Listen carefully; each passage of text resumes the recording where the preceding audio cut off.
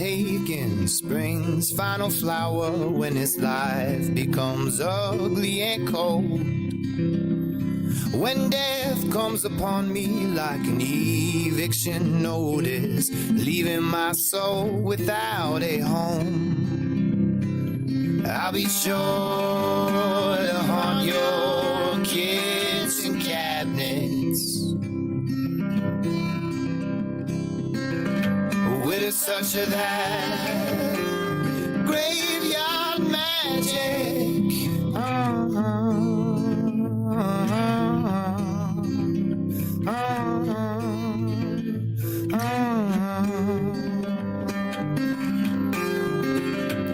When the crickets and cicada both sing just for me, and the owls all bow with respect. When death goes a-prowling like a wolf through the forest and finds his way to the front steps, I will be knocking around in your attic. Death can't conquer this graveyard magic.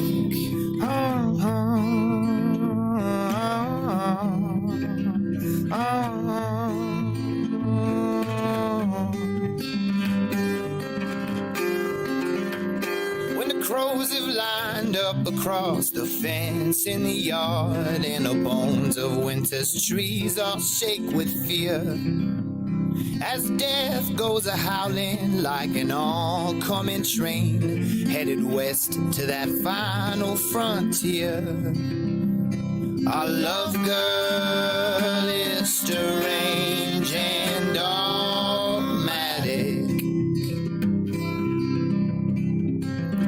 chock full of that chalky graveyard magic. Yeah.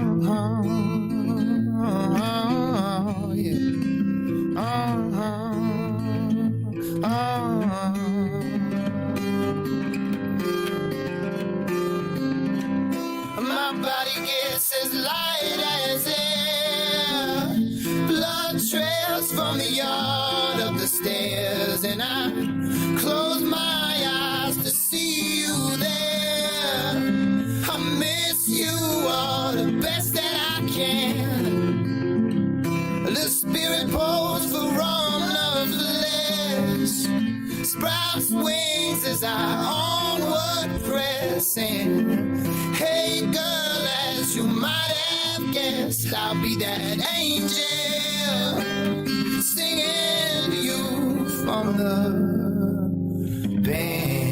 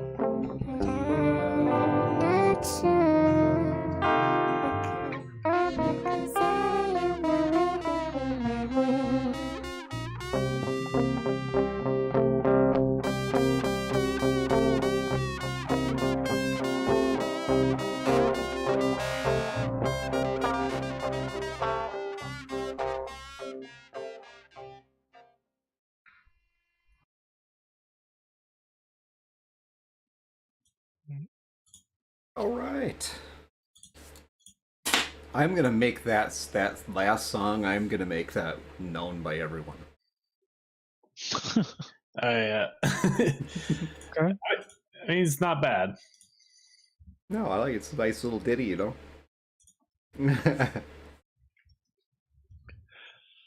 All right. Wow, it's episode 39 already. Yeah, guys, welcome in. This is the update log, episode 39. With me are Matt and Greg, my co-host. I'm Rob, the host. And first of all, happy Wednesday, happy Valentine's Day. And yeah, let's jump right into it. Right, jump right into. I don't know. How was everyone's Valentine's Day today? Greg, did you have a lovely date with the wife? No, actually, I haven't even seen her today. What? Yeah. Oh, okay. Yeah. You gotta have like I don't know, like a late Valentine's date on the weekend or something. Probably. Okay. We'll see. It's yeah. Holidays, man. Who celebrates holidays? There's so many of them. It's just like, my God. But yeah, no. Valentine's Day is a special day. But it unfortunately just worked out that I work early in the day and yeah, pretty much all day. And then she works later in the day, so she should be getting here like in the next 20 minutes. I won't see her until after I get off the stream tonight. Unless she jumps in the stream. Do you have software? How about you guys? On to the next part of things. What are we here to talk about? It's been a quiet day, which I'm grateful for. I mean, we had a I- good dinner. I agree, Moon Girl. Who celebrates Valentine's Day? And Moon Girl, thank you for the 7-month streak. Absolutely. That is awesome. But more important than Valentine's Day is also there's a different day to celebrate today. What was that? Scumbone Day? No, Rob, your birthday. That's today. Yes, for those of you who don't know, it is my birthday today. I am 36 years young, as of 6:30 this morning. So, and to all of you who have wished me happy birthday, thank you. Much appreciated. I love how he like jumps on the opportunity to call you out, but last week during his birthday, he was off like he just skated under the radar. Yeah, just skated under the Look, the last Thursday was my birthday, by the way, and I didn't say anything, but I gave you guys an opportunity because it was like near the end of the stream, we were talking about the upcoming stream that would be on your birthday, Rob, and I was like, imagine streaming on your birthday. And I thought someone was going to say something about that, but they didn't. So I just let it be. Honestly, I ain't even gonna lie. Totally forgot about it. Literally, we were literally talking about the whole birthday thing. We actually, as a matter of fact, his sister actually made cheesecake for his birthday that night. I think it was that night, right? Or was it I think she made that Saturday. Afterward? Saturday? Okay, yeah, it was Saturday. And it was delicious, but it was really good cheesecake. I mean, cheesecake, man. Even a simple one is good. Indeed, cheesecake is cheesecake. So, yes, it is my birthday. Thank you very much for the well wishes. But yes, we will be talking about a couple of topics tonight. Some recurring topics, such as the game before. Apparently, that situation continues to get worse. The game before? The game before what? The day before. Oh. Did I say the game before? You did. Or the game. The game I like it. I like it. Before. It is the game Yeah, game before. called the day before. Game before the day before. It was so bad it was pulled like 4 days after it was released. But we'll get into that. As for our first topic of discussion, Matt, take it away. All right, we're gonna start this one off a little lighthearted with something to kind of laugh at, because so this story comes from Ubisoft, and for all the shit that we give, like say Activision Blizzard, Ubisoft are kind of like right there with Activision Blizzard for the kind of shenanigans they pull.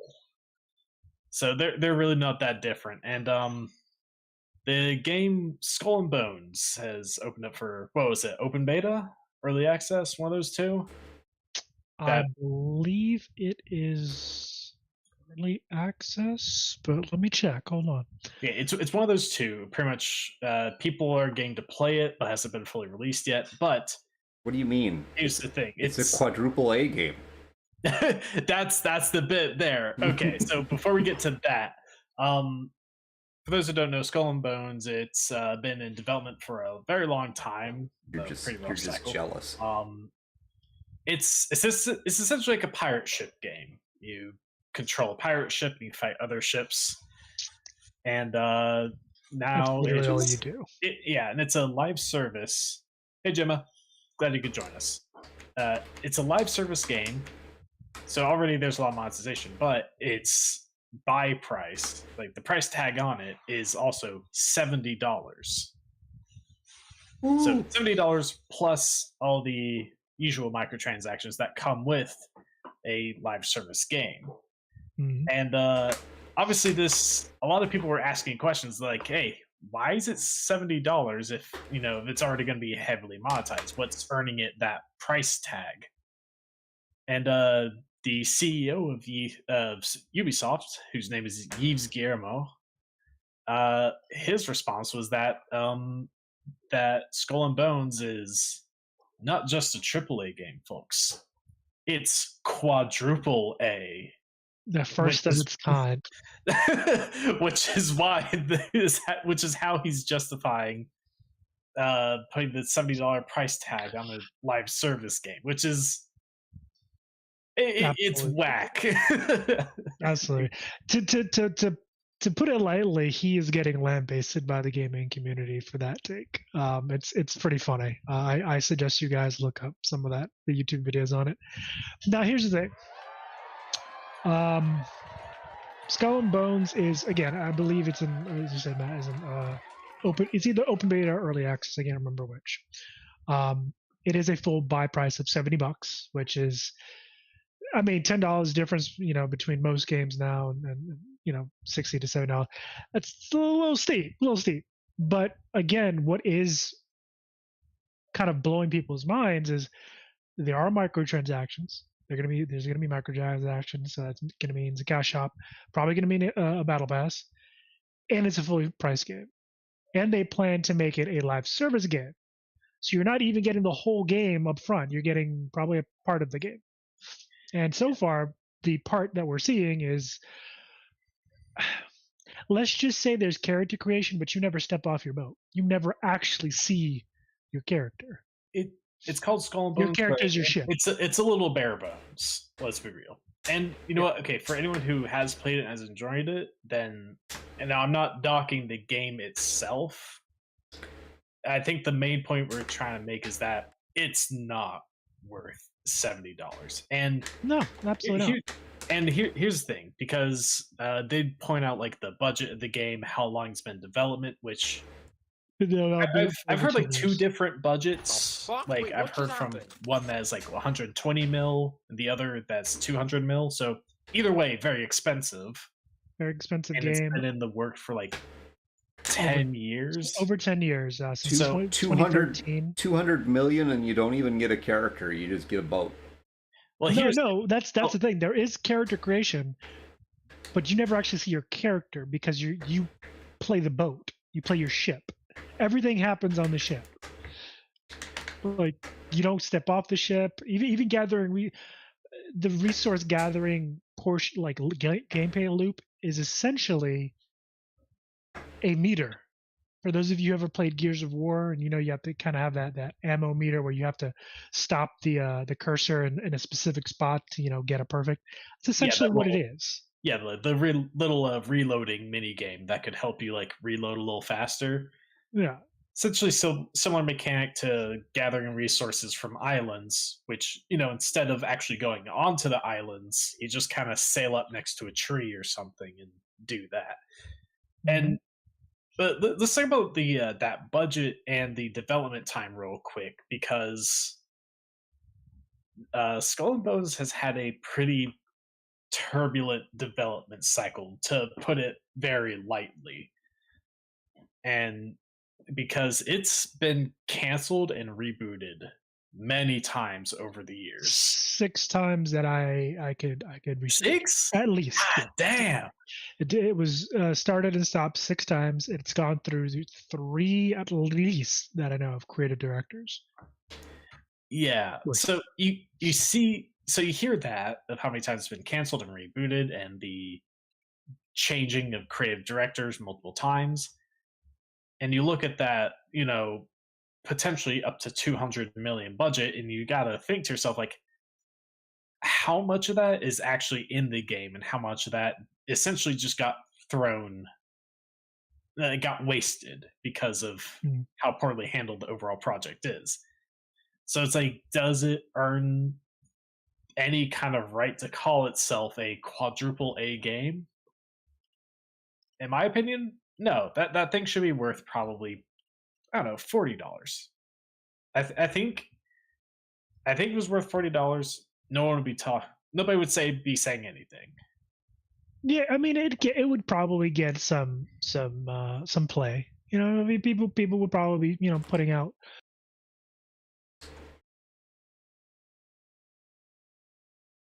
Putting out something, I'm sure. Hold on a second. Oh, there he is. He's back. There we are. Yeah, but I mean, let's. Oh, and we lost Rob now. Okay. But I don't know. Let's think about Let's talk about like what is quadruple A. Like, when Like, what does a would game constitute a go? quadruple a game? Yeah, because honestly, I mean, right now there's not really a solid definition for that. Because I mean, Yves Guillermo kind of just pulled that out of his ass. I I mean, don't, it's not the first I'll time someone has tried to claim their game is quadruple A, but it's definitely by no means a standardized scale for the game to be considered such a thing. Honestly, I don't know if there is like a solid even scale say for that when it this. comes to AAA. I'll actually need to Yeah. look into that. I'll even say this. For me personally, the whole rating of AAA, AA, whatever, doesn't mean shit. In my opinion, it doesn't mean anything. Because you have some AA games that are far and away better than some AAA games. For me, what makes a good or bad game is it's a couple points for me personally. Yeah, Grimwolf, and that's typically the benchmark for a AAA game. Yeah, I'd say usually Budget, budget. which And, I personally think is an absolutely stupid fucking metric well, to determine whether a game is AAA or not. I mean, Because I think and the reason why I say that is because when people hear AAA, they automatically think, "Oh, this is going to be a good game." I don't know. They automatically, well, maybe not now, but that's like, but I would say the younger audience probably automatically thinks, "Hey, this is going to be a big budget, big budget, big deal game," which whether consciously or subconsciously, probably, at least in my opinion, probably makes you think that it's going to be a really good game because they've spent the money, they've got the actors, they got the top tier developers and designers and all this, all the bells and whistles. So obviously it's gonna be a good game, right? But we've seen time and time again that that's not the case. Yeah, So if Grimwolf, and if you are correct, and I'm pretty sure you are, that's an absolutely asinine and ridiculous metric to apply to a creative endeavor, just because you spent the most money on it. like I'm fine with the status of, like, I guess the label existing mainly as a qualifier of like, this is the amount of resources you can be expected to put into this game. Because like, there's, you call indie games, they usually have a fairly low budget, and something that comes out of a major company like Activision Blizzard, Ubisoft, all sorts of other industry giants usually have a high budget. You call those AAA. I'm fine with that, but I mean, as Grimolfin says, those, how many A's it has shouldn't be a qualifier of how good a game is. Because I mean, I've played quite a few indie games that are made on a very low budget compared to these giants, and honestly, the indie market has some of the most interesting games you'll ever find out there. Some amazing, Absolutely. you find so many gems out there, and so like I think the expectation that normally comes when you hear like a AAA game, or I guess in this case a quadruple A game, isn't necessarily the quality of the game. Coming I from mean, I think Ubisoft of all people too. yeah, That shit. That's like EA saying that shit. yeah. Boombox. I Welcome think in, it's more Shadow about Xbox. expectation of, I guess, scale and complexity of the game. Because if you have a budget, you have a lot of people working on it, you can make systems, and like, you make systems a lot more complex than an indie dev with a smaller team could. You can make things look a lot prettier. You can make an overall bigger game than someone with a smaller budget. So I think that's the thing to be expected when you hear AAA. It's at least bigger. You at least expect a bigger game most of the time, not necessarily a better game. So that's kind of how I see the like the AAA versus like the indie. But what games out there do you believe would even earn a status as a quadruple A game? Because Skull and Bones may have had a fairly high budget. How much of that got wasted because of its development cycle? That's questionable. but it's certainly not the highest budget game we've been seeing out there. Oh no, We saw Marvel Spider-Man 2 had a massive budget of 300 million. yeah. No one was claiming that to be a quadruple A, but that's really high up there. Yeah, I mean, Star Citizen, for those of you who know, is it's a space. The best way I can put it is a space sim. So, flight, bounties, the whole nine. I mean, you can even set up a joystick, station to play the damn game. That has a budget of over $600 million and has been in development for over 10 years. So, it's. I'd say it's in early act. No, I'd say it's in open beta right now. I think that's kind of where it's at. Now, here's the thing, though. Having played Star Citizen, never touching Skull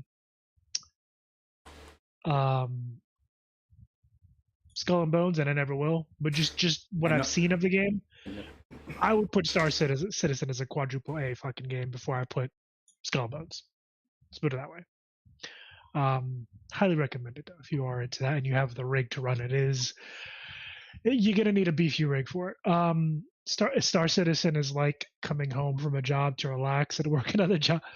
Yeah, Grimwolf, and it for those of you who have ever played EVE Online, it's kind of like that. You won't need as many spreadsheets, but it's definitely one of those games that you can kind of consider it definitely a big learning curve. Yeah, Greg, I'm looking up like budgets for several games right now, like how big they are. Star Citizen, according to this Reddit post from 3 months ago, apparently they've totaled about 644 million in crowdfunding, which is a lot. That's wild. That's massive. That's absolutely massive. So, maybe the question there, could that be a quadruple A with something with that much budget? Let's go even further, actually. And this, I think, is, if anything, this game would be something you could call quadruple A. GTA 6. Because I've been apparently, and I don't know if this is confirmed or not, but I wouldn't be surprised if it's somewhere in the ballpark where so far the budget for GTA 6 has been about $2 billion. I've been seeing this around lately, and $2 billion for GTA 6. Yeah, okay. GTA 5, I don't think you understand how much money that thing has made. It's actually, it's insane.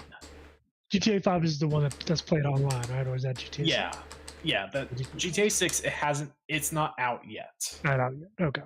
But, so that's why that budget is a little unconfirmed at the moment, at least to my knowledge.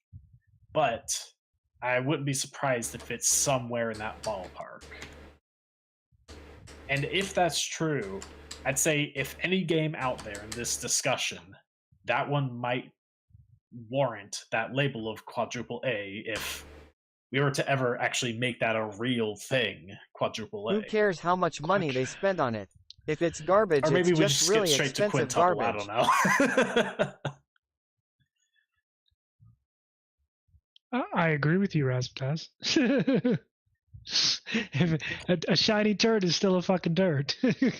I mean, you're not wrong. Again, the budget can qualify to the scale of the game or the complexity of its systems, but not necessarily the quality of the game.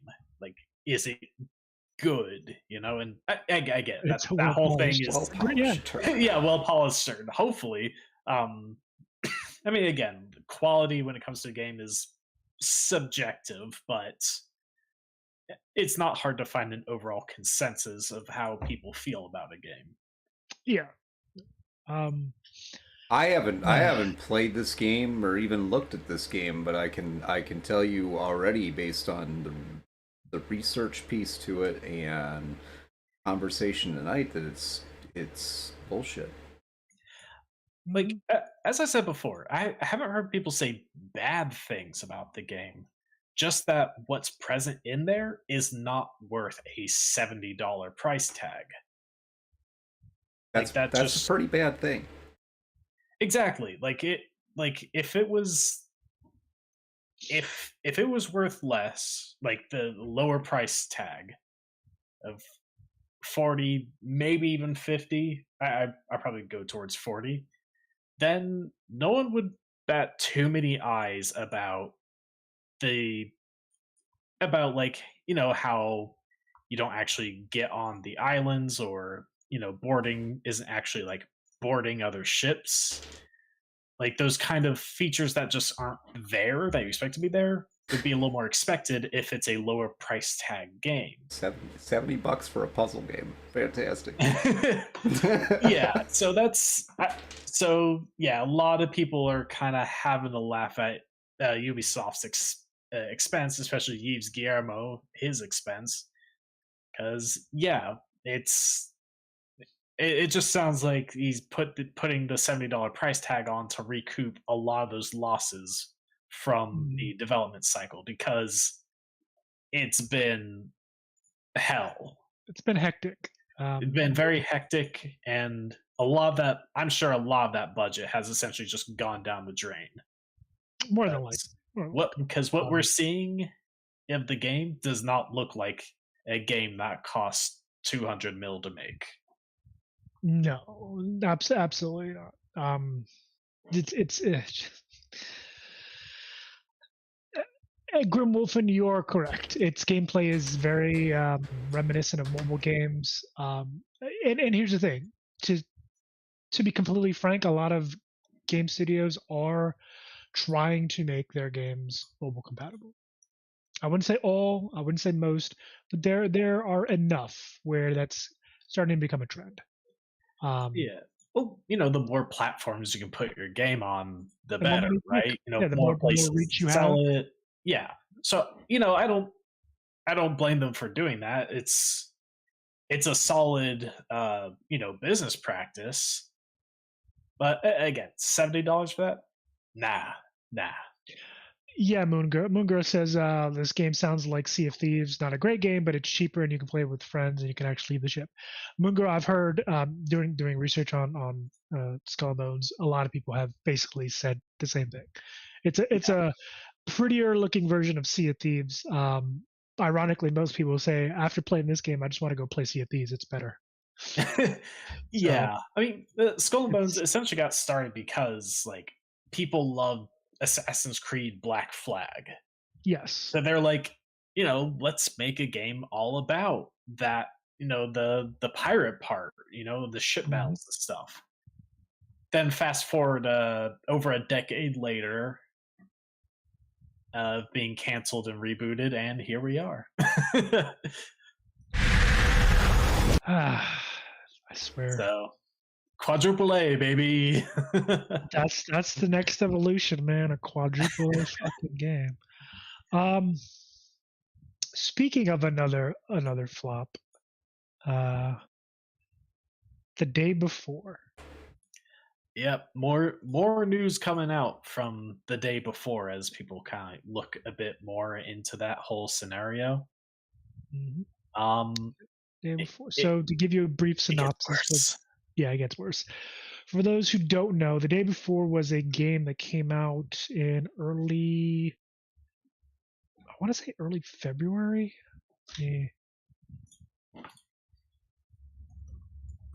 Sorry, excuse me. It came out early access December 7th, 2023, and it was due to launch March 1st of 2023. When did it? Like the point is that we've talked about it a couple times on the podcast before. Just the short and skinny of it is that trailers were not just a little misleading. Just a little. And it gained a lot of attention. It became one of the most like wishlisted games on Steam, which is an accomplishment.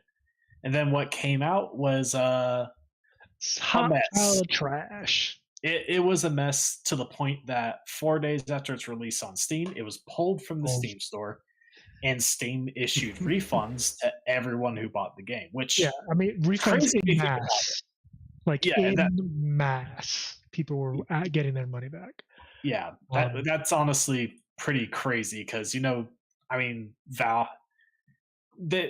Steam, I'm sure don't normally want to give refunds ever, but they did it there. So it's well, they honestly they kind of had to. The game itself was not as advertised. Again, the trailer and what was eventually the I don't want to say the end product because it wasn't actually fully released. But the early access product that people got was it was like night and day. Come to find out that the project was over scope. The creators, they're two brothers from I believe Singapore. If one of you guys can pull up their names, I can't remember off the top of my head. Basically, were the heads of the studio called Fantastic. Now, here's the thing: the studio has been, it wasn't a fly by night kind of studio. The studio had been around, I believe, since 2015. So it wasn't some brand new studio that had come out there. They had a couple other releases in the past, so it wasn't like it's not their first game. Yeah, and just looking it up, their headquarters is in Singapore, but they were originally founded in Russia. And the brothers' names are Edward and Isen Gotovstev, if I'm pronouncing that right. Okay. So, yeah, so it's not their first game, but it's definitely the biggest in scope that they ever tried to make, like by far. Well, that lies the problem. So in doing further research, us and other folks who are still kind of keeping up with that story, it came out that a lot of their workforce were actual volunteers. They throughout their development process they pushed the whole volunteer bit, and a lot of their developers were actually folks who volunteered to come onto the project. Now we didn't actually get a look at, I guess, what would be the contract for said volunteers. So we don't know the particulars, but apparently volunteers were essentially kind of put in charge of pretty much everything, from marketing to map editing, testing, translating, and even recruiting other volunteers. It seemed like it was pretty much an all volunteer force, and they paid very, very few folks. And the majority of those folks were paid, if they were, not necessarily in monetary compensation. They were actually paid with microtransactions and in-game currency for another game. So they weren't actually paid for it. Yeah, it's fucking crazy that's even a thing. That's like, hey guys, we need your help to make our game, so come on board and we'll give you some peanuts, essentially. Like it definitely took advantage of the people who believed in the project and believed in the hype behind the game, and people who were passionate and wanted to help make this thing that they were excited for. And yeah, it's been said that the work environment was not very good, like beyond the stuff that Rob just said. The brothers were not exactly very pleasant to work with. They would often yell at people. Yep. A lot of the volunteers actually, especially towards the end point of the release for early access, I mean, there were reports, and then again, these are reports from folks who were, developers that worked at Fantastic and other folks that kind of were working on the project. They had to beg just to get a shower and a meal. Like they had to plead with them, like to leave their desk to go shower and eat. And again, to circle back to the scope of the game, it was widely theorized and kind of confirmed in ways that the scope just kept getting bigger. So there was a character, basically a perfect example is character creation. At one point, the character creation was fairly simple and fairly doable, but then after playing, I'm assuming they were playing games like BG3, Baldur's Gate 3, Cyberpunk 2077, and Hogwarts Legacy. They wanted to fashion the character creation after those games. There was even reports of the founders playing The Amazing Spider-Man 2, and the fact that New York City was essentially the whole backdrop for that game. That's what they wanted in The Day Before, which originally The Day Before was not supposed to be this big photorealistic deal. It's supposed to be very, very simple, a very I don't want to say a low polygon game, but definitely not what we saw both in the trailer and in the gameplay. But because that's what they wanted, I mean, it was even reported that asset creators were that got their hands on the game and were looking at it were pointing out stuff that they had actually done for other games. Now, here's the thing: that's not uncommon. A lot of times when assets are created, they usually put up. Perfect example is the Epic Games Marketplace for Unreal Engine 5. You'll find tons of assets on there from different creators that have been used in multiple titles. So that's not the that's a common thing for both Unreal and Unity. There are marketplaces where you can buy like plugins, base systems, assets, or at like 3D model assets, stuff like that. Yeah, there's nothing wrong with having that included in your game, but it's something to notice for something that's supposed to be like very high quality. And you're supposed to do something with those. You're not just supposed to slap them in your game and be like, okay, but we have these awesome assets, then there you go. No. The point of any piece of material that goes into a game is to further the game, make the game better, further the story, and that just didn't happen here. Like I've watched a couple of Let's Plays and whatnot on the game, and most of the buildings you couldn't even go into. That's not uncommon. Yeah, that is. It's not, but it's. I think some of the trends had walking around inside buildings. Yeah. So it's again. I think they just didn't have the time to really implement that thing. So they had scope creep essentially, which I mean, if you talk to any creative, any like game maker, there's always going to be that stage. Usually early on of scope creep when you're coming up with ideas for your game. You're coming up with it's like, oh, this would be great. Oh, this would be great. And this would be great too. All that stuff.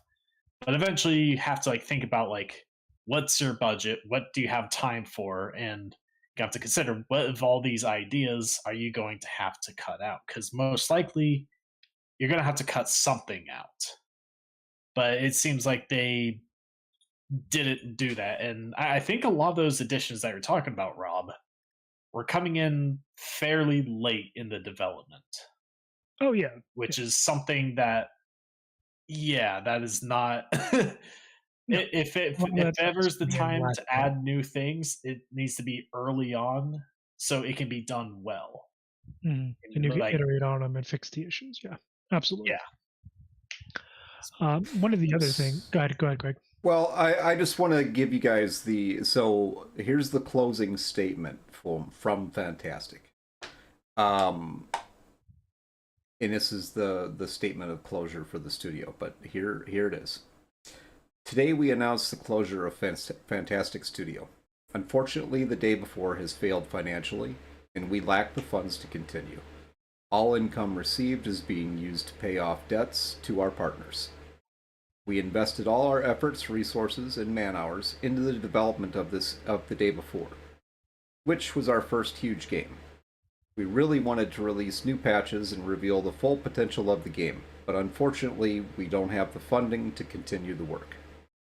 It's important to note that we did not take any money from the public during the development of The Day Before. There were no pre-orders or crowdfunding campaigns. We worked tirelessly for 5 years, pouring our blood, sweat, and tears into the game. At the moment, the future of The Day Before and Prop Night is unknown. but the servers will remain operational. We apologize if we didn't meet your expectations. We did everything within our power, but unfortunately, we miscalculated our capabilities. Creating games is an incredibly challenging endeavor. Here's the thing: in all that statement, they're not wrong. Creating games is not easy. And again, Yeah. I'm not. I know we're kind of we're. It may seem like we're ragging on them, and we're not. At least not from my perspective. We are pointing out the facts that have been confirmed by research, by other folks who have kind of dug deep into documents and things like that, have spoken with folks that worked at Fantastic to confirm these pieces of information. So again, we're not ragging on them. Creating any game, whether it's a TTRPG or a video game, is extremely difficult. And you are going to have setbacks, you're going to have failures, you're going to have a lot can go wrong. And on it, honestly, most often games fail than they do succeed. However, with all of that said, from the information gathered and the research done, it seems like these brothers and whomever else they were working with, who they were their own worst enemy. I mean, it was confirmed by folks that developed that work there that they would routinely fire people to kind of inspire the rest. Sort of a scare tactic. Yeah, I'd say Meetings if will anything, continue inspire until morale fear. improves. Pretty much, yes, essentially what it is. Yeah, and here's I think probably the craziest thing about this essentially volunteer workforce, because Oh, God, apparently if they made mistakes or submitted work that the brothers considered unsatisfactory, they would actually fine their volunteers for up to like $1,000, I think, for these Or more. mistakes. Yeah. So that's insane, absolutely insane. Yeah, like it's wild. having volunteers come on to help you with your game, and then making them pay you when you aren't satisfied with the work that they do. Like, bro, you wouldn't have had these people otherwise. You asked them to help you. What are you doing? It's I don't know. I think there's so many things about this game, the way. I'm not going to say that doesn't sound asinine, because it does, but just on the back side of that, that you can't enforce that unless it's a contractual agreement. So I mean, volunteers or not, these people signed a contract to, if they, they had to have said, if you fuck our product up, you got to pay us. I mean, that's the only thing I can think of that was in that the volunteer agreement or what have you. I mean, it doesn't that's actually stick. Right. It's never entirely a one-sided story with these things, and I that sounds like somebody really disgruntled, and maybe something happened and they ended up having to pay for something. I don't know, but I don't know when it comes to contracts, because yes, there is some level of fault on the person who signed it for not noticing that bit. But in the nature of contracts, I'm sure everyone, all of us, know that some things can be hidden quite well in contracts, or worded in specific ways that don't mean what you may not think that they mean. So, maybe they knew about this $1,000 fine or these fines, but there's again, we haven't seen these contracts. We can't say anything for certain, so this is complete speculation. So keep that in mind. But what would be considered a mistake or less than satisfactory result? How do those brothers have the right to consider what is something that could be fined or not? Yeah, again, we don't know the ins and outs of that whole bit. Again, it kind of, as Greg said, it circles back to whatever that contractual agreement was that the volunteers inevitably signed to work on the project. It could have been with the brothers and their leads, I guess is the best way I can put them. Had, I guess, full discretion to determine what was and what wasn't satisfactory work, or whatever the case might be. And again, I agree. I agree with you in the fact that as someone who's signed multiple contracts, read the fucking contract. Don't just sign whatever. Like, know what the hell you're getting into, because if you don't, then you're gonna end up in shitty situations like this on either end, on both the all the way at the top and the guy sweeping floors. Like, know what the hell you're getting into.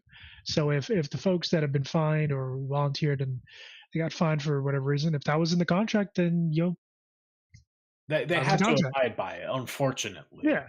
That's the sad thing. But Now, for them to put that in the contract for a volunteer, force.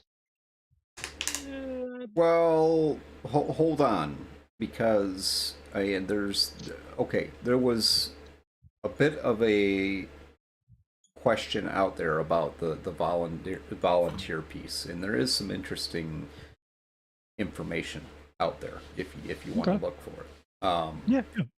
And I mean, this isn't their entire workforce was not a bunch of volunteers that were building this game for them for free. That's not true. No. There were and this is the information released on this. So, program on its official website saying that it considers every team member a volunteer. So that's probably where this misconception is coming from. They have two classifications of what they call volunteers. The first classification, and they're full-time and part-time. The first classification, which is full-time, are full-time employees working for salaries. And then they have a part-time, which are people who have signed up to basically aid the studio in their spare time, working on activities ranging from translating to community moderating. So not like in-depth game developers who are writing code for the game script. I just want to be clear about that, because I'm just listening to our context, and our context is like blowing these people out of the water, saying, oh, what horrible, ruthless people. They had a bunch of people working for I mean, we're basically saying that they were employing slavery in some form or fashion, and that's just not true. Thank you for that clarification, Greg. And yes, again, like I said earlier, it may seem like we're blind basing these folks. We're not. But that is a good distinction to make. And again, that's why I agree with you, Greg. If as a volunteer you decided to enter into that contractual agreement with Fantastic for the day before, then that was your decision to make. And if you didn't read your contract and were fined and felt some kind of way about it, well, again, that's on you. Yeah, but there's also the question of what kind of conditions were they under? Like, because we know already that they were trying to add a lot of stuff very late with the scope creep. Oh yeah. So it could. So again, we don't know these specific cases. We don't know what the contracts look at or the conditions, which would have, I guess, warranted a fine. So there's a lot of stuff we don't know. But if we do know that things that are considered mistakes or unsatisfactory work warrant a fine, or may warrant a fine, then when you're trying to add all these new systems very late into the game,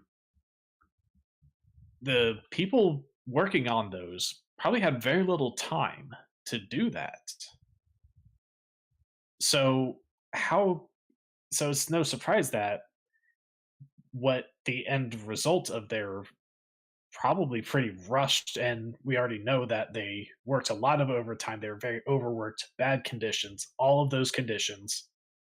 Are you surprised that there may be mistakes or low quality work when their offices are being run like that? So like it with that fine piece in there, of course they're going to be fined. The conditions are terrible. It's not conducive to putting good quality work into the game.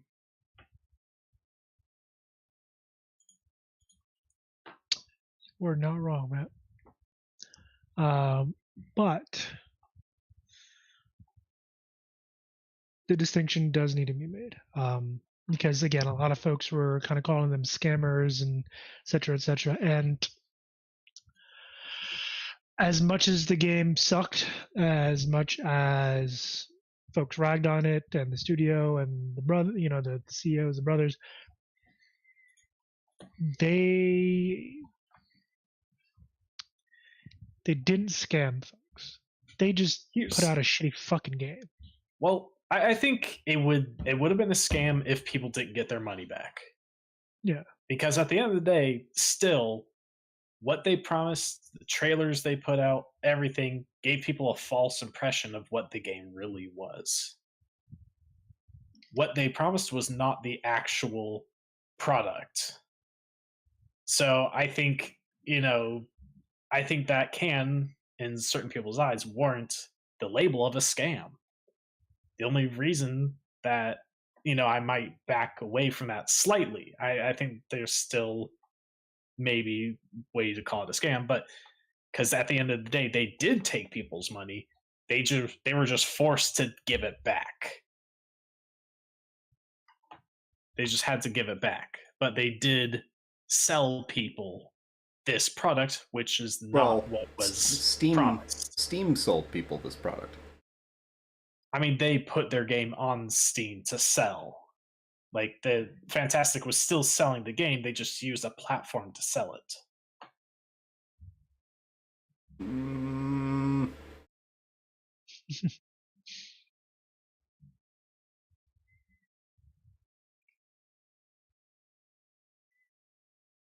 That can be a little tricky, Matt. It really can be, because of the way it works with here's the deal with this, and most businesses function this way. You have terms when it comes to payment. Okay, it's not like it's completely passed through. Now, there are platforms out there that are almost completely passed through, which are like online stores, like a Etsy or a eBay or something like that, where you can get your money relatively quickly, for selling your product through their service. Amazon is another one, but Amazon is not by far not a immediate thing where you make a sale and you get pay in your account. Most of these companies, such as Steam and things like that, have like net 30 or net 60 or net 90 terms. I've heard that term before. Right, which essentially means that they will cut you a check after 30 days. Or they may have a payout schedule where once you hit a certain threshold in your account, if you're at that threshold on this certain day of the month, then you get a disbursement to your account, or cut you a check or whatever it is. So what you're saying is essentially that that the money may not have even made it to Fantastic's hands from those sales before the refunds were issued. Well, what I'm saying is it's very likely that Fantastic never sold anything. They put the product in an agreement with Steam. Steam started selling the product, and I mean, since it was only up for like hours, they'd never seen any of that money. So it wasn't a situation where they took anybody's money for anything. When the decision was made that, hey, we got to pull this down. Whether that's a Steam decision, Fantastic's decision, they never seen any of that money. I'm 99% certain that they never seen a dime off the sales from Steam, and that's why it was an easy decision for Steam to just return the money, because it basically was all collected and sitting there. Okay, I mean, I was saying so the money didn't make it too fantastic. Likely, Mhm. I I still think there's room to call it a scam because if people didn't raise, you know, people didn't start talking about this, they would have kept it on the market, and that money would have gone to fantastic. It's like, I mean, it's like Well, saying, that's speculation. I mean, that's speculation. You're I mean, do you think speculating. that they would have pulled? I mean, okay, it I is don't know. speculation, but I see it very unlikely that they would have pulled the game off the market if people didn't start, saying the things that they were saying about the game. It is very possible that this game was scheduled for release on that day, and the sales channel was already set up, and a certain portion of this stuff is automated, where it just happens. It gets turned on, and boom, it's available for the customer. Um, I would like to say that I would love to say that everybody in their right mind is not going to deliberately try to sell a defective product. Um, and just the fact that it turned that quickly and was taken down, devil's advocate here, but it leads me to believe that there was more to this than just, hey, these guys decided to try and launch this scam and rip everybody off. I think that's a leap. That's a leap. And when it comes to the fine piece of fining their employees for making mistakes or whatever it is, I mean, I would want more facts about that, because I seen some of the same material that you looked at, and that's opinion based material. If you do a quick search on Fantastic fining their employees that are volunteers for making mistakes, I mean, I'm not seeing anything on that. So I think we're, some of these opinions are exactly that. They are opinions. And, every opinions and assholes, man. We all have them and they all stink. So Mhm. Here's my question to you though, Hmm. because maybe they intended to, I'll say in quotes, scam people, or maybe they didn't. But at the end of the day, what they had promised people, what they had advertised, was nothing like the actual product that they put out. If that stayed out there, and if it stayed on the market, people had bought it and they never weren't able to get that money back, do you think there's the possibility of something like a lawsuit coming on for, essentially something like, say, false advertising? Possibly. Because, and I think that's likely why they ended up taking the game back, because they probably knew that that was going to be coming. I wouldn't be surprised if there are people already currently pursuing some sort of lawsuit on them. I'm fairly sure there are. I'm not 100% certain on that, so don't Well, quote me on that. here's the thing with that, and I understand that completely. And more power to the people who want to try to file a lawsuit, but there's no harm, no foul piece in there. Yeah, because of the refunds. Right. No one was harmed, so good luck trying to sue these guys. That's the now. Yeah. If they took your money and refused to give it back and sold you a product that was not what was promised to you, and you could prove that, hey, you know what, they told me that they were selling me a yellow canary and this fucker's purple. I mean, okay, you got proof. Yeah, and again, I think that's probably the main reason why they took the game off the market, because they probably realized that they had opened themselves up for something like that to happen. Because I'm sure that they knew, putting the game out, that what they were putting out was very different from the trailers they had shown. There's no way that they didn't know that ahead of time. But once everyone started talking about that's likely when they made the decision. It's like, okay, people are noticing this is worse than we thought. We need to pull this.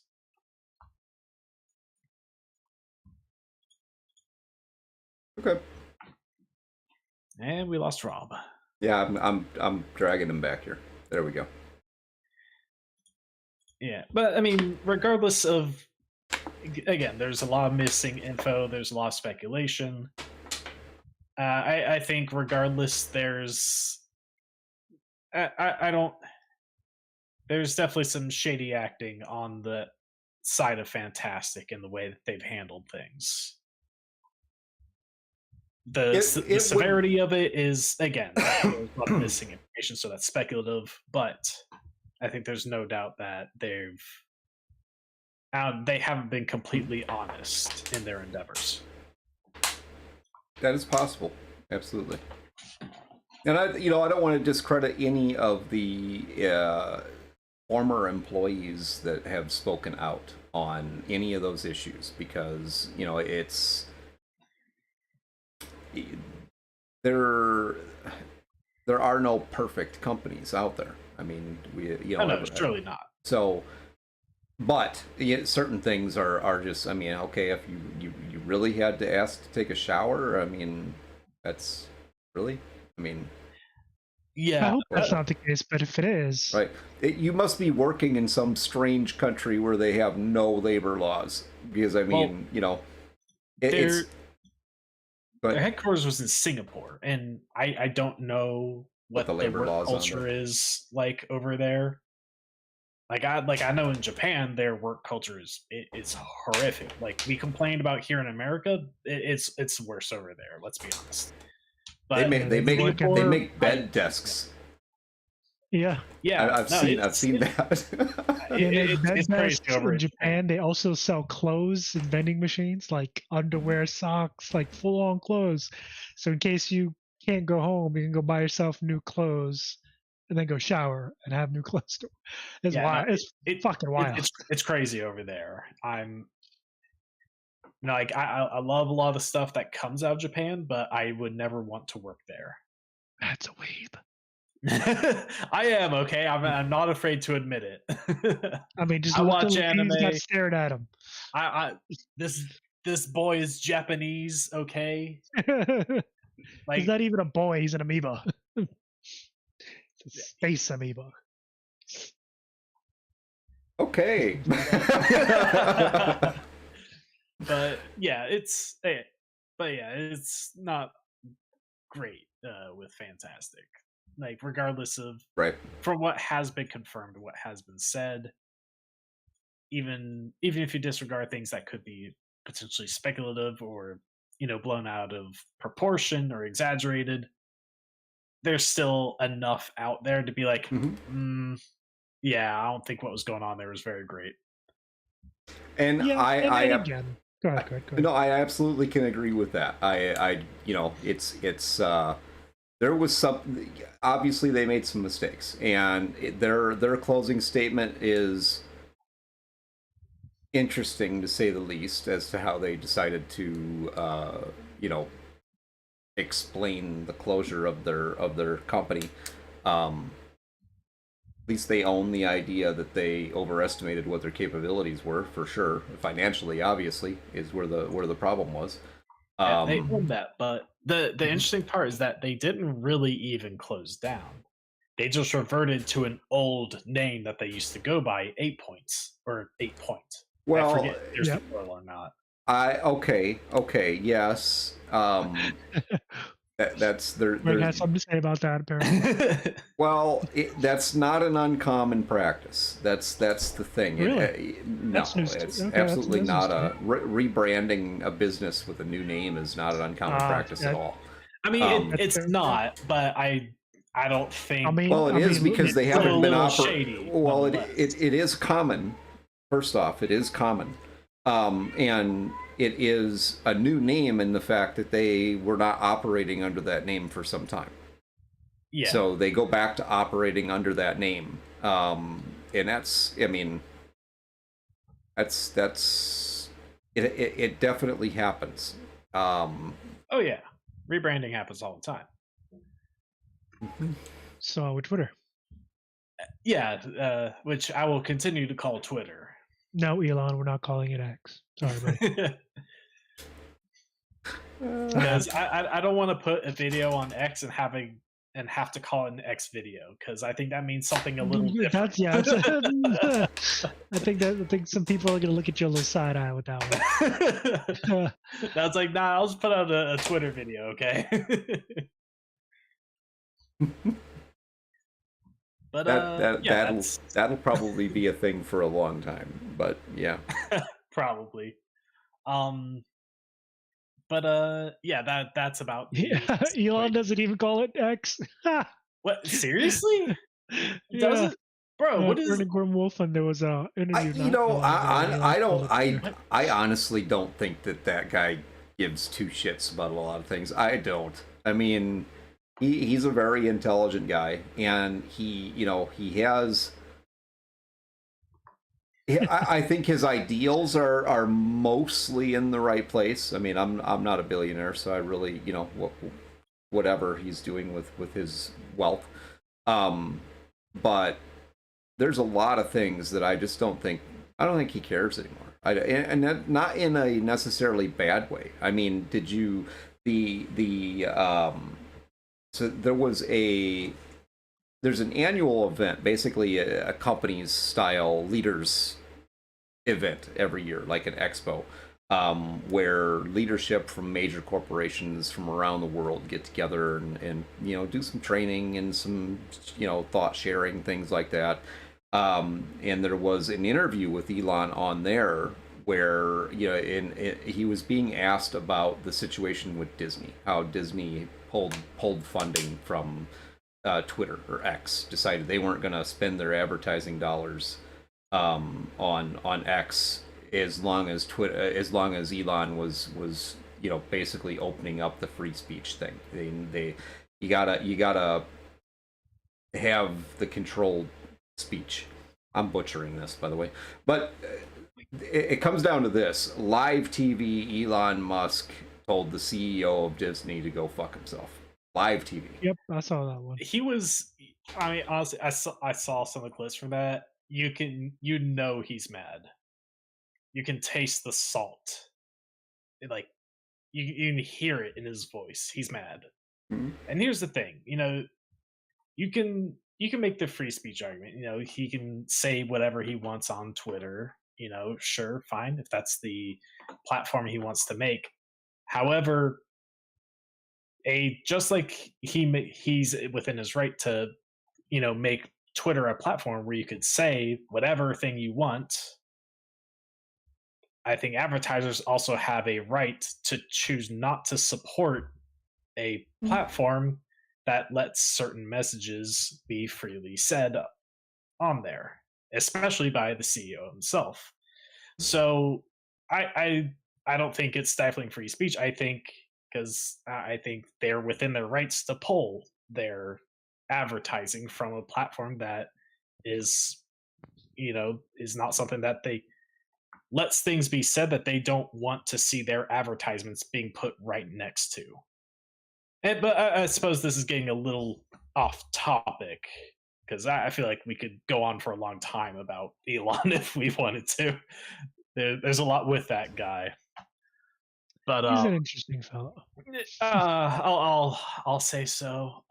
If anyone can tell, I have very different thoughts on Elon from Greg, but that's a discussion for another time, I believe.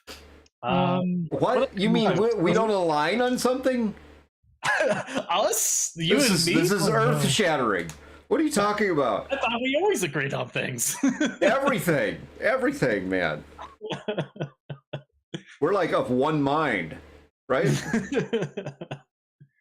Just two different halves, It's all good. Exactly.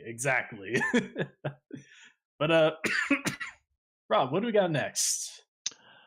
Let's see what we got next. We've got talk about Sony. Well, yeah, Sony kind of circles into a larger discussion. But yeah, let's talk about them. Let's go into that. Okay, so something that happened recently, which had made a lot of people very mad. Which I don't know how many people here are watchers of anime, but I promise this loops in kind of with gaming. I promise. Where there was a merger between two major. Whoa.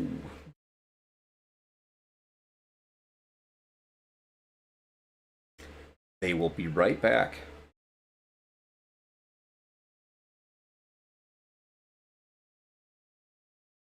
You don't want the people to know. What don't you want the people to know? Because they just heard that. They don't want people to know. Streamlabs trying to cut me off. Okay, so as I was saying before, I was so rudely cut off by Streamlabs. So the anime streaming site Crunchyroll had a merger with Funimation, and Funimation essentially absorbed into Crunchyroll, with Crunchyroll becoming the de facto service of the two. Which recently, Funimation essentially officially shut down its services. The problem with that is for people who had bought digital goods, like if they bought any, like, say, movies or series digitally through Funimation, that those were no longer available to them. Essentially, went in there and deleted it from their libraries. The stuff, at least, that couldn't be brought over to Crunchyroll. I think there are some things that were compatible and transferable, but there are a good number of things that weren't, and so people essentially lost those things. And so it's, I mean, we've talked about this before, about one of the dangers of going all digital, which, granted, there are some pros to digital ownership. There's a lot of convenience there. You don't have to go out of your way to a store. You don't have to worry about losing or damaging your discs or anything like that. But we are also seeing the cons of digital ownership, where Sony, the people who own Crunchyroll and Funimation, were essentially able to get the stuff that people who had bought, not just things that they bought full price and were supposed to have owned. Parents went in there and took that away. Nope, it was no longer. So I'll give you a little conspiracy theory here. We put them on the temple. Okay. Well, we need to get tinfoil hats. Need some tinfoil hats. Honestly, we do. We need to have some tinfoil hats on our desk with us. With that, when we start talking about this stuff, we just take them, put them on. Put it on. So yeah. I could really leverage some hate for this, I'm sure. But all right, so we got a hot take. We got a hot take. Hot take. Okay. It's an NFT hot take. So. Okay. I see. So, lay it on us. Well, it is possible that the NFT marketplace was developed around the idea of getting people to spend good money and own absolutely nothing. Damn, Greg. That is a conspiracy theory. Why you gotta call them out like that? You're definitely wearing the tinfoil hat right now. I don't think so. I mean, I don't think so. Call them out real hard. Damn. Well, and you think about it, the digital marketplace, okay, so games in particular, video, doesn't matter. I mean, what do you actually own? Nothing. Well, here's the thing. That's part of kind of why this is part of the topic of discussion, is because basically Sony's deletion of certain pieces of digital content didn't sit well with folks, and it brought up the question of control, both from the artist / creator standpoint and from us as the consumer, which Matt just stated. We don't, once a service decides, hey, we're not going to, our servers aren't going to be on for whatever reason, whatever it is that you don't have locally stored is now gone, and there's no reimbursement. You don't get your money back, and there's really no way to get it back. There are a few ways, but we'll get to that in a moment. We as consumers are dependent upon the companies to protect and continue to host whatever digital content that we've purchased for us to still have access to it. And as far as I'm aware, I don't really think there's any laws or legislations to protect that. I mean, if there were, Sony would be getting us in trouble right now because yeah. this isn't the first time that they've pulled this. There, I think about a month ago, or at least several weeks, maybe more. Maybe I'm not remembering right. But there was a problem with the Sony people through PlayStation. Sony had a deal with the Discovery Channel, and people were able to, buy digital goods from the Discovery Channel, like shows or whatever. Whatever deal Sony had with the Discovery Channel was no longer there, and because of that, it was a licensing dispute, I believe. Licensing dispute, yeah, I think that was it. To where they essentially, because that deal fell through, and actually, I think that reinstated it because of all the blowback. So I will say that. But what they did initially when that deal fell through is that they went into people's libraries and deleted those goods. And here's the thing. When it comes to the services no longer offering the downloads for things, I think that's to be expected because you can't expect a service to keep up their servers forever, especially like when you think about like old game consoles. But here's the thing with that. If you have it downloaded onto your device and those servers go down, you should be good. I do not believe whatsoever in going into their device to what they have already downloaded and deleting it. That's the shit that I think, frankly, should probably be illegal. It's like if Microsoft broke into your home and just yoinked your Xbox because they shut down the servers. That's not that's such a it drives me crazy. And this is Sony. Both of these cases between Crunchyroll Funimation and this Discovery bit, it's Sony. They've been doing this, really calling into question because people have been questioning for a long time now when it comes to digital ownership. Like, is it really owning? And Sony seems to be coming out here saying, no, it's not. Honestly, because the lack of legislation and laws made to protect ownership of digital content, at this point, to be completely frank, we're all pretty much renting. Yeah, kind of. We're all just pretty much renting. It's like buying a temporary access, essentially. Exactly. Something that you have even downloaded on your own device. And here's the thing, and this again brings up the piracy discussion, because as we've been saying several times, the less accessible something is made by the one providing it, the more that pushes people towards piracy. So if what Sony does actually becomes standard practice, to where you see a lot of other companies essentially deleting things that you own from your library, then that's going to push a lot of people over to piracy. Because now, if I'm going to be paying full price for something, I want to own it. But if it becomes the expectation that I'm no longer going to own it and it's going to be gone from my library at any moment, like that reluctance that I have towards piracy, because I want to do things properly. I want to support the creators who make these things with my money to help them keep making the things that I love. I want to try to do these things properly. But the more companies handle things in this manner, the less that kind of moral barrier it kind of weakens. Because if you make piracy essentially the superior option, to where you actually do own what you download from those piracy sites and no one is going to take it from you, then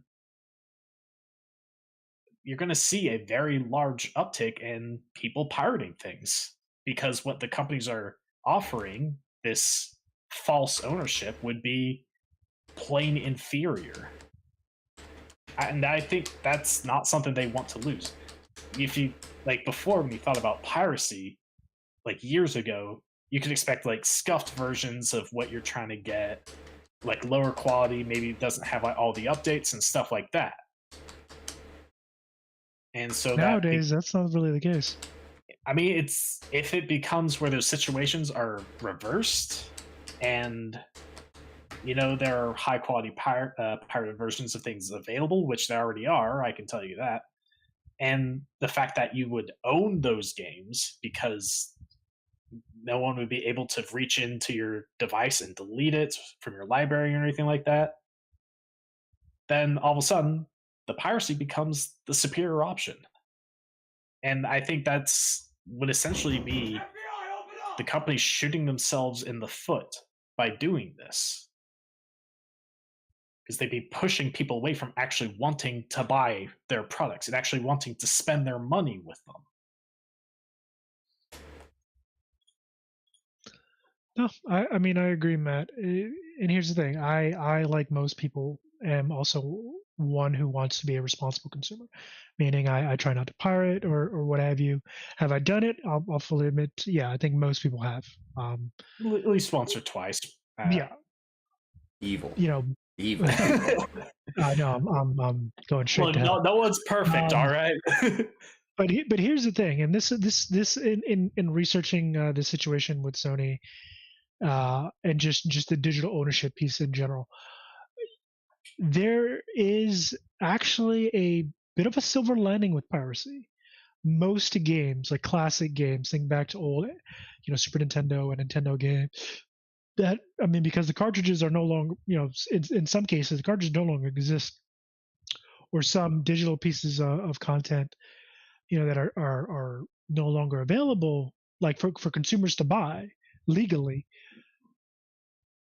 They're basically supported and in a way rescued by piracy, by folks who have pirated the content and kept it alive on torrents and other places and emulators. And again, I'm not condoning it, but at the same fact, you can't sit there and say it's all bad.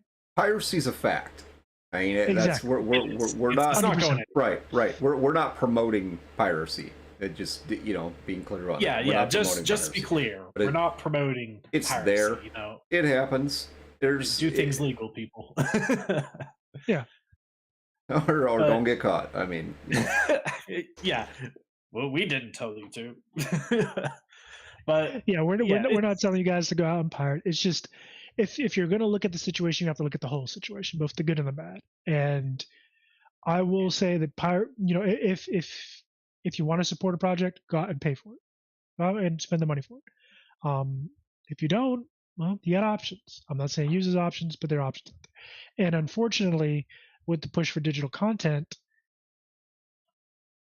it may be where piracy is they're essentially the curators and protectors of content in a way. Yeah, games conservation, essentially. I mean, not just games, but movies. I mean, Christopher Nolan has been interviewed saying that digital content in terms of movies and TV shows and whatnot, it scares him, because at that point, so instead of save the whales, it's save the pixels. Save the games. Save the games. Save the pixels. Baby. Save the pixels. Yeah, and we're seeing the very reasons why. Yeah, because if there's no physical copy for you to go fall back on, or if you, again, if you don't have it downloaded locally, then once the server's shut down, once the game is taken offline, it's gone forever. No more Miss Pac-Man for you. Yeah. No more Miss Pac-Man for you. No more Mario Brothers for you. Yeah, and here's the thing, because I don't think like digital copies of things are inherently a bad thing. They do have their pros, just as they have their cons that we're discussing right now. There's a major convenience to digital ownership on both the consumer and producer side, where of course the distributor doesn't have to make like actual discs and distribute them across the country or even world. There's a lot of costs saved there by distributing it digitally instead.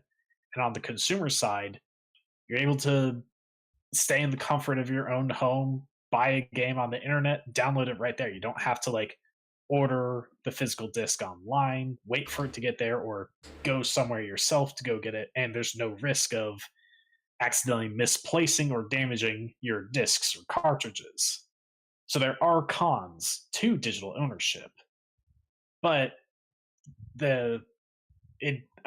but we're seeing that there are the cons to digital ownership, to where we have these worries of what Sony is doing and pretty much taking ownership away from people. And I think there are certain things like that that probably shouldn't entirely be legal. That they like, if you buy something, you should own it.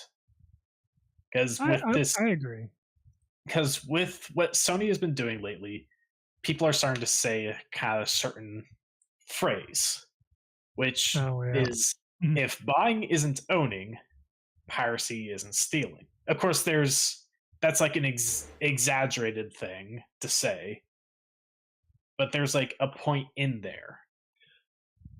There's a point in there, and again, for me, the worrisome part is that there is a lacking piece of legislation that protects a user's right to keep their digital content, for there to be protections that someone somewhere can't just flip a switch and then whoop, there goes all the games that I paid money for, or movies that I paid money for. You know what I mean? Yeah, like again, as I said earlier, I don't expect companies to keep their servers up, those downloads up like forever. The Xbox 360 servers, those, of course they're going to shut down eventually. However, I think that people should be given the opportunity to be like, hey, these servers are going to shut down. Download what you can, because at X date, it's going to be shut down, no longer available. Give people the chance to do so, and never should you be going into someone's library, even if the servers are still up, going into someone's library and taking something out. Because frankly, if you do shit like that, those people should get a refund. I mean, it shouldn't be happening in the first place. When you buy anything, especially digital products, how often do you actually read the contract? I'll admit, I will say this. Okay, I read the contract a couple of times for different games, just because I had never read one before. I was said, you know what? I'm going to read this entire contract, and I gotta say, they do a hell of a good job burying a lot of shit in the legalese, boy. I mean, that's the intention right there. They know, because they know a lot of the people buying a game, well, they just want to buy a game. It's entertainment. Do you have to, like, most people aren't going to, they know most people aren't going to read those things. And for those that do, I mean, as you said, Rob, they hide things behind all the legalese, where even if you do read it, you're probably going to miss some things. It's very intentionally kind of hidden, and because, like, I mean, let's be honest, a lot of gamers are, I mean, there are a lot of adults in gaming, but there are also a lot of like teenagers. You think teenagers are going to take the time to read through a contract? I'm going to throw a thought out there for you. The reason you don't read the contract is because you don't really care. Agreed. I will 100% agree with that. You don't really care. You just want the game. Yeah, I want to play this game, so give me the fucking thing. I'll sign whatever. Here, click, done. Now I'm going to go play. Greg, have you ever read the contracts for a game? I do not read every contract, no, and I have never read a game contract all the way through, no. Yeah, So I mean, they're usually like 50 pages. Of but shit. yeah, like that's you the know, time. Like I'm I here. ask those questions because part of what I do deals with contracts all the time. So I'm used to reading contracts. But when it Yeah, comes to making purchases, to be very honest with you, do I think it's shitty that somebody is gonna potentially go in and wipe out my the game that I paid for? Yeah, I do. But I mean, if it's in that contract and I bought it and I didn't bother to read the contract, then do I think it's shitty? Does it irritate me? Yeah, but did they do anything wrong? No. It's part of the contract. I didn't read it. I bought it. I accepted it. Mm-hmm. I'll say legally wrong in that case. No, and I'll just say legally. I think like ethically or morally, they know It's vast majority of people aren't reading those contracts and have no idea what's in them. Yeah, I mean, it is again, it's. Well, I mean, the they fact could, that can they could happen. be hiding. They could be hiding the fact that some of those contracts may be you promising your firstborn to their firstborn son to enter into their service for all eternity. Well, and people wouldn't know. But if you signed that, whether you read it or not, if you just up and signed that because this is a good guy, I can trust him. Who's the shitty one? You or them? Exactly. You just signed away your firstborn child.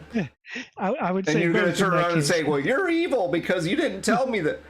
I'm not. I'm required to read the contract to you when you want to buy a product from me. I mean, do you really want to sit here and listen to me read this to you for 4 hours, or you have the option of reading it yourself? And if you choose not to,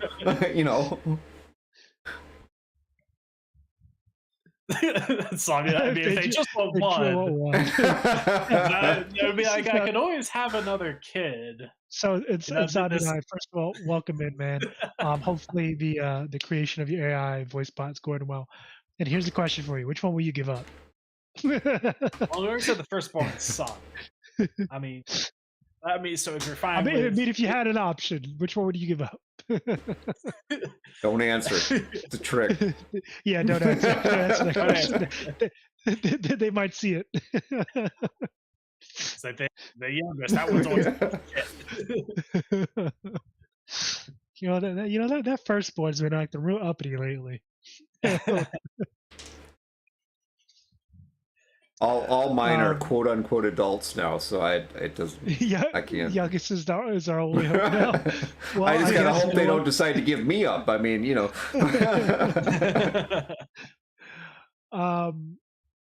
But yeah, so I mean, again, ethically speaking, from a macro view, should companies act with honor and integrity? Yeah.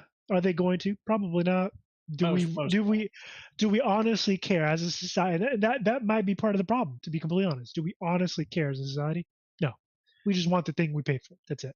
Yeah, I mean, I think it depends on how far the companies push things. Because I think, most of those contracts that you sign before you play a game, the user's license agreement, all that stuff, it's not going to matter for like vast majority of those. Whatever. Yeah, in the vast majority of those games, you're gonna do your thing for as long as you do. How many games have you bought in your lifetime that you basically just ended up throwing them away? You just don't care anymore. That's what It was maybe wasn't even great while I had it. I just spent the money and took a chance. Honestly, garbage. Honestly, I'll be honest, quite a few. I have a lot of. There's so many games I bought over the course of my life that I don't. Whatever. And some of them were fun when I played them. I mean, but at this point, I just don't really care. It's like whatever, another game. Yeah. Okay. Yeah. But the thing with all that is that people don't read those things because most of the time, it doesn't really affect anything.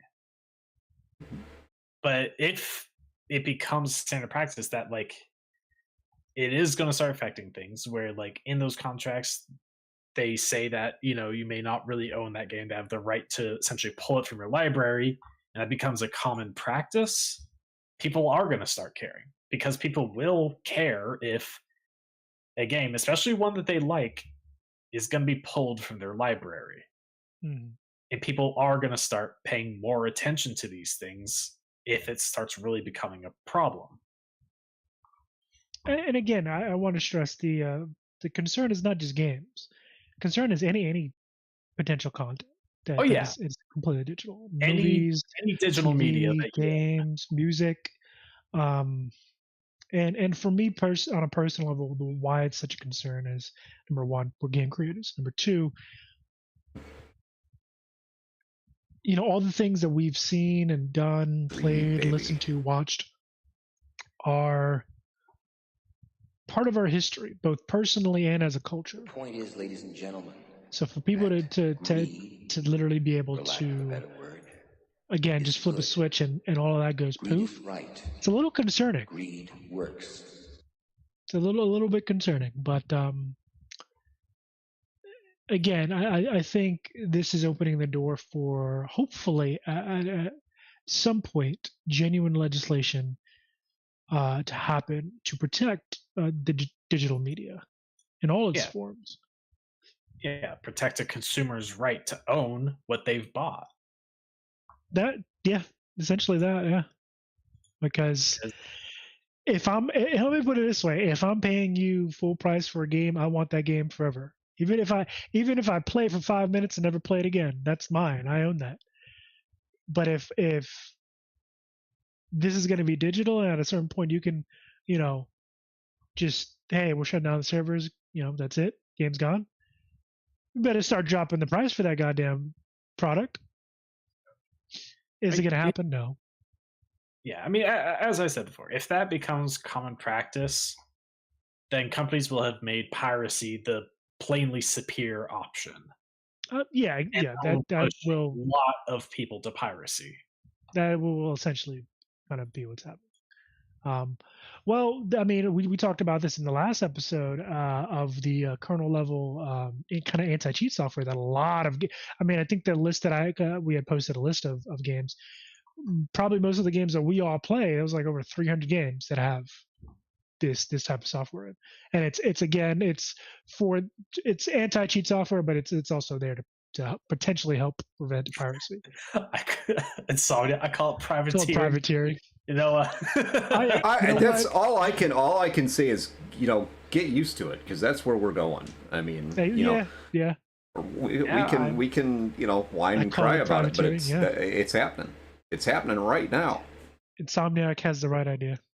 I call it if things do go that direction, that all becomes standard practice, then you'll see a lot of people stay on the high seas. Yep. We'll all be that's bad. That's evil, stealing things. Skull and bones, baby, skull and bones. Give me that booty. There's a thing about it.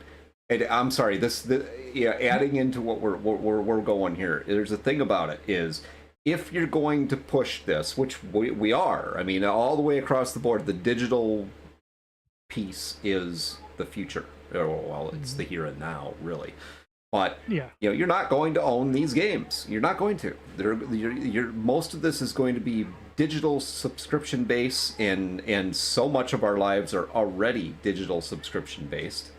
And the worst part is a lot of people don't really fathom it. They don't really realize that so much of your life is digitally subscriptions.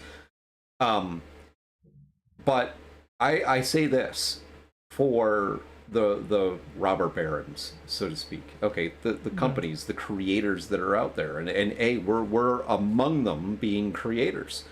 But if you're gonna go this route, then it's on you to protect what's yours. Just like you have the consumer out there who thinks the exact same thing. If I buy it, it's mine. Well, then it's on you to protect what's yours, just like it's on me to protect what's mine as a creator. I personally, that's why I love the idea of where the space that we're in right now. With TTRPGs and being able to actually provide something physical and tangible to a customer. Yeah. Where I can because sell then you they own it forever. I can sell you a book, an actual book. Yes, they do still make books, by the way. They're there. and you can read it as many times as you want. You can write in it. You can put stickers in it. Right. I mean, you want. if things get really bad, it is paper, and You can burn it hey, for fuel. well, the toilet paper thing, man, back in 2020. I mean, just don't flush those pages. Yeah. they might be kind of rough too, but I mean, depends on the paper, I guess. By the way, Do we'll what be you gotta making do. our rule books out of sandpaper, just so everyone knows. So, we'll make it out of single ply, not two ply. That was evil, man. That was just plain evil.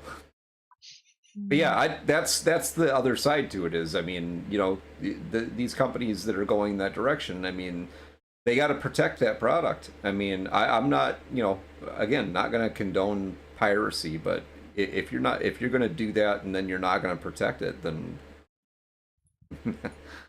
yeah, what happens happens. Yeah, you've kind of set yourself up for you know what I mean. Yeah, and to answer your question, Grimwolfen, honestly, that is a very good series of questions. Basically, Grimwolfen's asking if piracy only works on single-player games, and can you connect a pirated game to online multiplayer services? I think so, that honestly, but I think it might be difficult.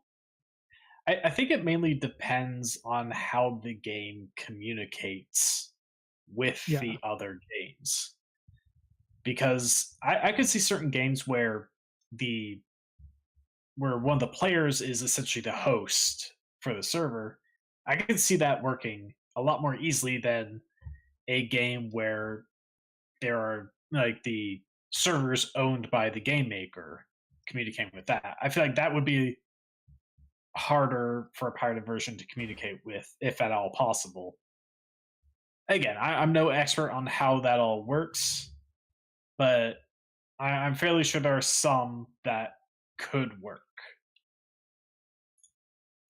And yeah, I do think when it comes to multiplayer games, that's probably going to be the area where piracy may be the weakest, depending on the game, of course.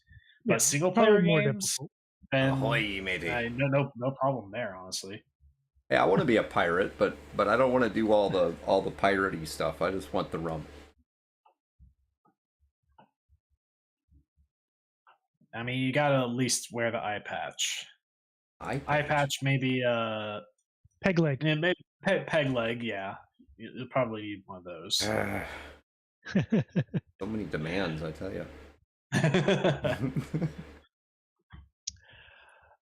But with that said, we are at 9:40. We do have some housekeeping stuff to go over real quick before we kind of get to close out here.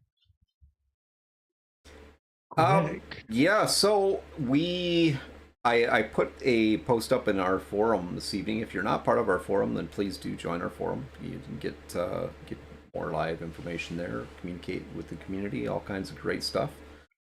We also share tidbits from the groups that we work with, as well as our community members that are other creatives in our Discord. So please do join the Discord. Posted... Yeah, folks like Insomnia Knight, who's awesome. Mm-hmm. Yep. We did have a planned stream for tomorrow night to do one shot of Mutant Year Zero. We are going to back that off probably a couple of weeks. Here's the thing with that, and I'm just going to be completely transparent with you guys. We discussed this every Tuesday night. We have a creative meeting working on different projects, and we discussed this last night and decided that we weren't ready to run it yet. So we ran into a few complications with our setup, right? Character sheets and stuff like that. So I mean, we apologize, for anyone who's looking forward to that. It's still gonna happen. We're just having to put a bit of a hold on it. We thought we were ready, we weren't, and we'll need some time to get things ready. Well, and we would rather give a good effort and a good representation of the world and game and tell a good story rather than just throw something out there for you. Right? Yeah, it's kind of half baked and right. not done. Like, We I gotta, mean, cook a little bit more, guys. yeah, I mean, it's based on the same system as Alien. Like, we could run something similar and essentially half-assed that would be semi-functional, but that's not something we want to do. We want to make sure we're doing it right, and and all that. So again, apologies for the delay on that, but it is coming. All right, so we do not have a planned game stream at this point for tomorrow night, but we may still do something tomorrow night. I know I've been talking about doing you guys are familiar? Any of you that are familiar with the Wheel of Time series by Robert Jordan? Yes, very familiar. Hey, we've been talking about doing kind of a little review series and stream Monster Hunter. Yeah, Yep. we've all been playing that game like a little bit too much. It's a good game, man. It's a good is. game. Especially when you have friends to play it with. Yeah. Yeah. So yeah, we may still do something tomorrow night. I'll leave it at that then. Yeah. If you want to keep up to date on that, if you're not part of our Discord, join our Discord, and we'll be sure to keep you guys up to date on what the plan for tomorrow is. Next week, Thursday, will be episode 3, season 2 of the BOR. So join us for that. Obviously, we have our stream on Wednesday with the update log, and Friday. If you're not already part of Stormy D's community, then check him out. Friday, I will be doing a guest spot on Stormy D's channel. They do a little talk show, a lot of interviews with other Twitch streamers, just people that are in their community. It's a unique little setup they have, and there's some really great people. So definitely check that out. Back to you, Rob. All right. Well, and again, like Greg mentioned, next Wednesday it'll be same as usual, episode 40.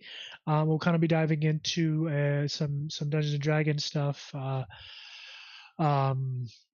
couple of recently released games, like Enshrouded, which is for those of you who know, was a recently released game by Studio Keen, or Keen Studios. I don't know which it is. I think it's Keen Studios. It's a survival kind of fantasy game that I've been playing for quite a bit, and other folks have been paying for quite a bit. Really, really good game. Definitely pushing the genre forward. And Keen Games. Okay, thank you. Definitely pushing the genre forward, and it's got a bit of everything. And what I mean by that, it's got a bit of it's a bit Souls-like. It's got for those of you who ever played Valheim, it's got that kind of feel to it. Really, really well received game.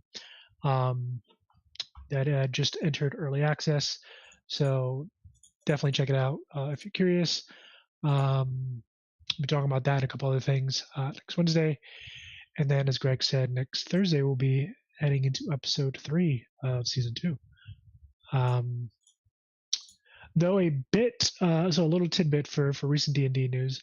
For those of you who are looking forward to 1 D&D, or as I like to call it, 5.5, you can have to wait a little longer. Late last year, there was kind of a PAX. I think it wasn't PAX. It was The PAX was December. Yes, it was PAX actually. Thank you, Greg. There's so many damn events, but it was PAX, and there was a panel for Dungeons and Dragons. Jeremy Crawford was there, Chris Perkins was there, and a couple other folks from Wizards of the Coast talking about 5.5. There was a little bit of a snafu where they posted up the release date on one of the slides, which was slated to be, I believe, the 21st of this coming May. We were supposed to see the 5.5 Player's Handbook. Basically, all of the core rulebooks for 5.5 have been pushed back. The first book, we won't see the Player's Handbook until September 17th, 2024. The Dungeon Master's Guide not until November 12th, 2024, and then the Monster Manual won't be coming out until next year, February 18th of 2025. So, for those of you who are looking forward to those games, to kind of updating your version, and keep in mind, 5.5 is, according to WotC, going to be fully compatible with 5th edition, so you won't have to throw out your old rulebooks and your old modules. Yeah, you don't have to throw wait a them little out. Just send them to me. Yeah, send them to Greg. He'll recycle them for you. Those will be. You're gonna have to wait a little longer on those. Which, to be completely honest, I'm okay with. I'm actually looking forward to those. For those of you who don't know, they are. I believe they're still doing playtests for it. Playtest 8 just ended. I want to say December of last year. I can't remember exactly when. And it was really well received. The monk class, which has been historically a class that has been dunked on all the time because it's really hard to balance, has been really well received. The changes have been really well received. The healing has been buffed. There's been a lot of good changes, so I will tip my hat to WotC for that. As much as we kind of rag on them a little bit here, they did do a good job. Like if it's a W, it's a W.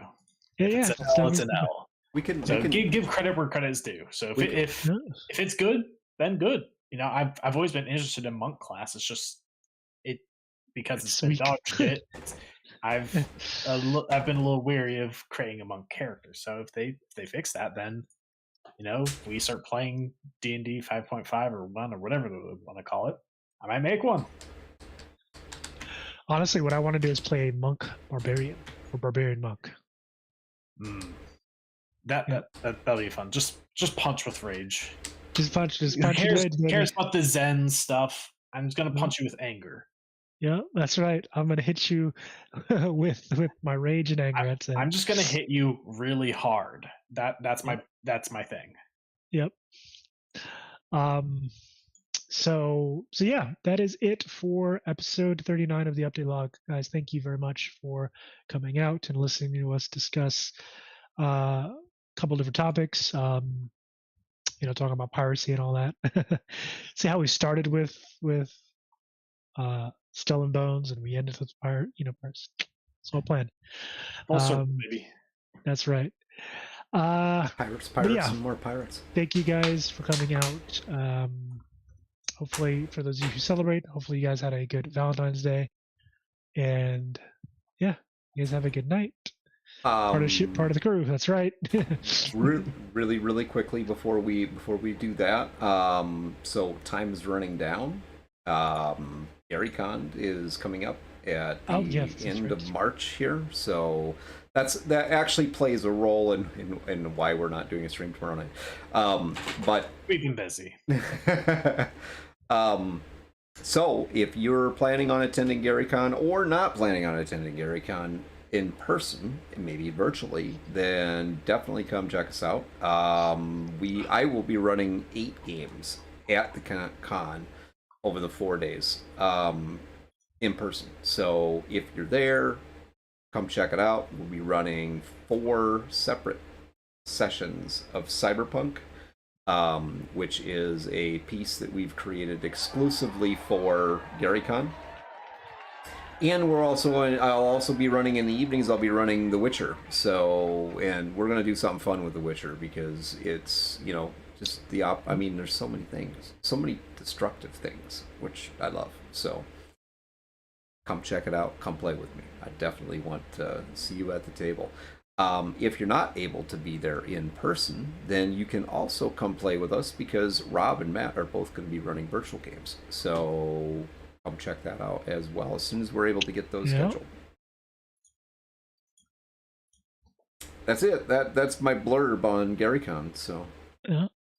All right, guys. Well, you guys have a good night. Who we're rating into, Greg? If we are rating. That was good. I'm glad you were prepared, Greg. Yeah, I was absolutely Yeah, prepared the to Twitch do is a just raid. taking a while. You know, It is. It's not. It's the site's fault. Definitely I'm not sure. my fault. Definitely. It's taking a not. while to Greg? load. You know, Greg is always Johnny on the spot. Oh, we're always prepared, folks. You bet. right. Always. Ah, yes. Leave it to Insomnia to rub salt in that wound. I love you, man. We're gonna raid into Stormy. In 5, 4, 3, 2, 1. Bye. Off Adios, we guys. go. Have a good night, everybody.